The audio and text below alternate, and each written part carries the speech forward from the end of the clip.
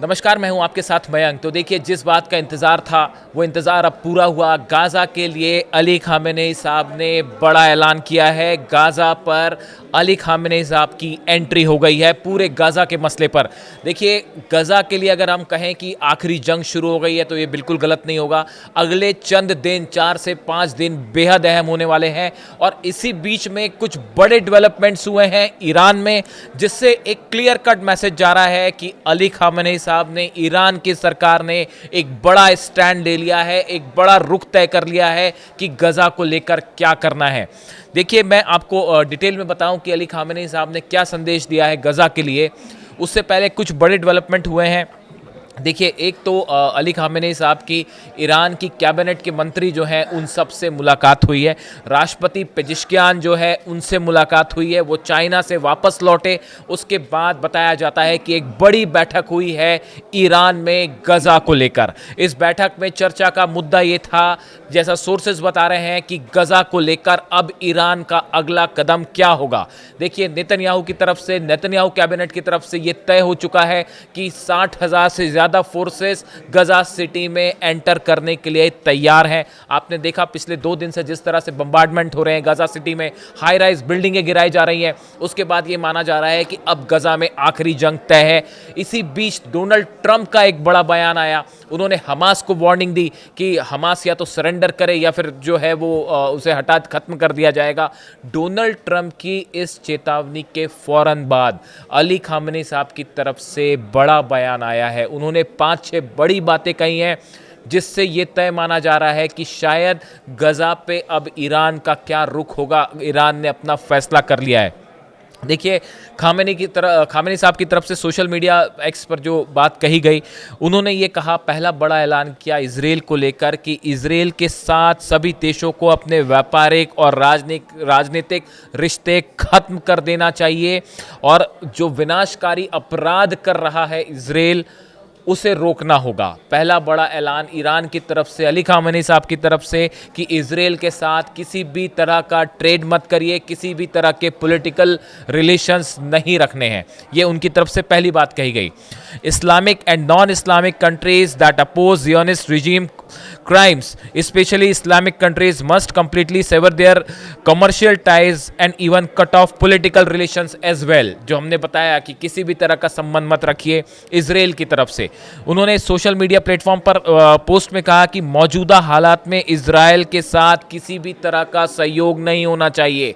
ये उन्होंने दूसरी बात कही कि किसी भी तरह से इजराइल के साथ कोई सहयोग और समझौता नहीं हो सकता। अली ख़ामेनेई साहब ने कहा कि मुस्लिम दुनिया को एकजुट और मजबूत रुख अपनाना चाहिए और कूटनीतिक और आर्थिक तरीकों से इजराइल पर दबाव डालना चाहिए। उन्होंने जितने मुस्लिम कंट्रीज़ हैं, एक बार फिर उनसे कहा, उनसे अपील की कि इजराइल के साथ जितने कमर्शियल टाइज़ हैं, व्यापारिक ट्रेड है, इस सब को ख़त्म कर दिए, पॉलिटिकल जो रिश्ते हैं इसको ख़त्म कर दिए। ये उनकी तरफ से बड़ा एक अपील है मुस्लिम कंट्रीज से। हमने देखा पीछे बैठक हुई थी, उसमें भी ईरान का ये रुख था। इसके साथ उन्होंने ये कहा कि पीड़ितों के साथ एकजुटता ज़रूरी है। वक्त आ गया है कि अब गाज़ा को लेकर पूरी दुनिया के मुल्क एकजुट हो जाए, खासकर इस्लामिक कंट्रीज़ वो एकजुट हो जाए। अगर अब नहीं तो फिर कभी नहीं। इसके अलावा उन्होंने एक और बड़ी बात कही है जो काफ़ी सारे देशों के लिए एक प्रकार से एक संदेश माना जा रहा है। उन्होंने साफ किया कि अगर गाज़ा के मुद्दे पे कोई चुप रहता है तो उसे निष्क्रिय माना जाएगा। उन्होंने कहा कि अब गाज़ा पर चुप रहने का समय खत्म हो चुका है। गाज़ा पर किसी सूरत में आप चुप मत रहिए। उसके बाद उन्होंने कहा, इजराइल बड़े अपराध और हैरान कर देने वाली तबाही को बिना शर्म अंजाम दे रहा है। भले ये अपराध अमेरिका जैसे ताकतवर देश के समर्थन से हो रहे हो, लेकिन इसका मुकाबला करने का रास्ता बंद नहीं हुआ है। ये जो आखिरी संदेश है, ये माना जा रहा है कि क्या ईरान अब ये फैसला कर चुका है कि अगर गाज़ा में एंटर करती हैं नेतन्याहू की फोर्सेस, गाज़ा सिटी में 60,000 से ज़्यादा सैनिक अंदर घुसने की कोशिश करते हैं या ऑल आउट वॉर शुरू हो जाता है, ऑल आउट हमला, फाइनल हमला शुरू होता है, तो क्या ईरान की तरफ से इजराइल पर मिसाइल अटैक हो सकता है? देखिए ये जो बात संदेश आया है अली खामेनी साहब का, इसको ये एक ऐसे समय में ये संदेश आया है जब ईरान एक बड़ी वॉर एक्सरसाइज को हाल ही में उसने कंप्लीट किया है। बताया जा रहा है ईरान पूरी तरह से जंग को तैयार है, एयर डिफेंस सिस्टम मजबूत हो चुका है, फाइटर जेट्स आ चुके हैं, मिसाइल्स रेडी हैं, नई मिसाइल्स का परीक्षण हो चुका है। ये 12 दिन की जंग के बाद जितनी तैयारी इजराइल ने की है उससे कई गुना ज़्यादा तैयारी ईरान ने की है, ऐसा बड़े सारे वॉर एक्सपर्ट्स बता रहे हैं। बताया ये भी जाता है कि जो लॉन्च पैड्स हैं उनकी संख्या तेजी से बढ़ा दी गई है और उन लॉन्च पैड्स में ईरान ने अपनी missiles ready to attack mode में रखी हैं।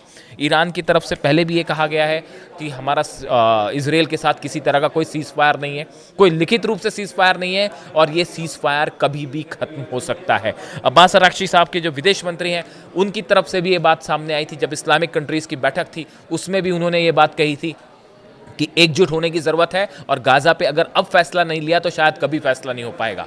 इन हालात में बड़े सारे सुरक्षा एक्सपर्ट्स ये मान के चल रहे हैं कि अगले 3 से 4 दिन के बीच में अगर नेतन्याहू की फोर्सेस, इजराइल की फोर्सेस गाज़ा में ऑल आउट कब्जे के लिए आगे बढ़ती हैं तो आप देखें मिडिल ईस्ट में कुछ बड़ा फिर से हो सकता है और ये पूरा मामला एक बार फिर जंग की तरफ आगे बढ़ सकता है। जिस तरह से हुतीज़ को समर्थन दिया है ईरान ने, हुतीज़ की मिसाइल्स ने जिस तरह से इजराइल को निशाना बनाया, क्लस्टर बॉम्ब्स थे उसके ऊपर और जो आधुनिक मिसाइल्स थी जिसमें नई टेक्नोलॉजी यूज़ की गई जिससे इजराइल में बड़े नुकसान की खबरें, ऐसे हालात में एक तरह से खुल के जो है वो ईरान जो है हुतीज़ के साथ खड़ा है। बताया जा रहा है कि कमांडर्स भी ईरान के जो है वो यमन में हैं, उनकी मदद कर रहे हैं। इस सिचुएशन में अब गाज़ा में किसी तरह का ऑल आउट वॉर क्या एक बार फिर 12 दिन की जो जंग हुई थी वैसे ही हालात की तरफ आगे बढ़ रहा है?